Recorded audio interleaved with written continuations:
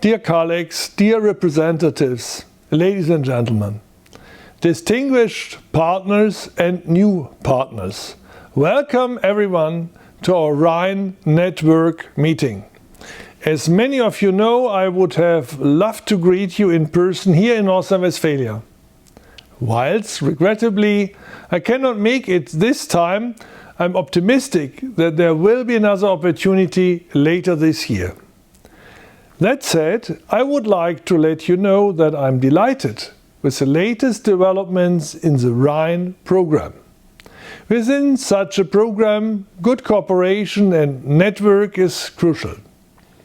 Take a look around amongst your fellow participants today and you will see representatives from a variety of business companies and other organizations, all sharing the same goal: hydrogen as part of our climate-neutral transport corridor. Besides the great success of building a strong and flourishing network, we have achieved even more.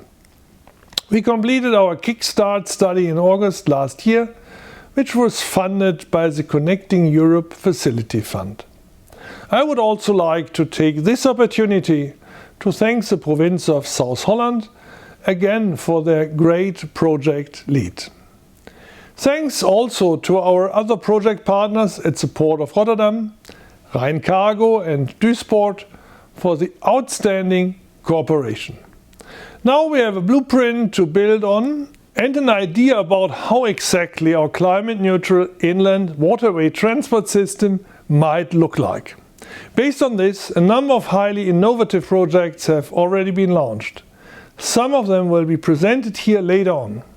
Those are the kind of projects we need to show us how an innovative and sustainable future really can look like. I'm also very glad that we are joined today by our colleagues from the Dutch Ministry of Infrastructure and Water Management, Germany's National Organization for Hydrogen and Fuel Cell Technology, and Mr. Martinez from European Commissioner Adina Valencia's cabinet. You are aware, of course, that the things we have set out to achieve cannot be accomplished by working alone.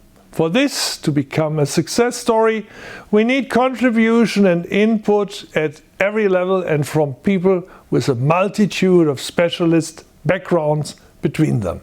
So I thank you all for taking part in this fruitful cooperation and in today's meeting. You may have heard of North Rhine-Westphalia's quite ambitious climate targets. We want to have a climate-neutral North Rhine-Westphalia by 2045. In the transport sector, we need to cut CO2 emissions by 48% before 2030.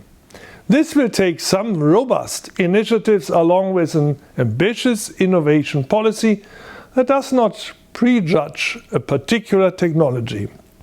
The transport sector will become the first relevant market for hydrogen application and is at the leading edge when it comes to the developing demand for hydrogen. The North Rhine-Westphalian Hydrogen Roadmap, we have stated that we want to create regional hydrogen hubs. To begin with, there is Hydrogen Mobility Düsseldorf-Rhein-Wupper pilot region, which includes the ports of Duisburg, Düsseldorf and Neuss. There are also several initiatives which cover the years 2024 and 2025. Let me single out three of them with particular relevance to Rhine. First, the Rhine project for the deployment of 3 hydrogen fuel cell inland vessels on the Rhine. Second, 400 hydrogen fuel cell lorries and 20 hydrogen HGV refueling stations. Third, the study on the conversion of shunting locomotives to fuel cell power. What is the current state of play? We are currently working to fund the development of hydrogen fuel cell propulsion systems for 3 inland waterway vessels so that the first boats can operate on the Rhine in 2024. We are confident that grants will soon be authorized and that the development of the propulsion system can go ahead. We are furthermore confident that the federal government will cover 90% of the additional investment costs for the fuel cell propulsion system and the hydrogen bunkering containers under its program for the sustainable modernization of inland waterway vessels. With regard to hydrogen fuel cell, HCV, we are currently talking to more than 40 very interested logistics companies under the umbrella of the VCI, HDE and VVWL industry groups, and also to the High Truck Consortium, which involves the ports of Rotterdam, Antwerp and Duisburg, the OEMs and filling station operators. We are discussing how best to put 400 fuel cell lorries on the road in North Rhine-Westphalia by 2024. Right now, we are confident that a statewide network of hydrogen fuel stations will then also be in place. We are assisting Duisburg's efforts to look at the viability of converting diesel-powered shunting locomotives to fuel cell propulsion. The ultimate aim is to find out how best to make the 500 plus shunters in Germany climate friendly going forward.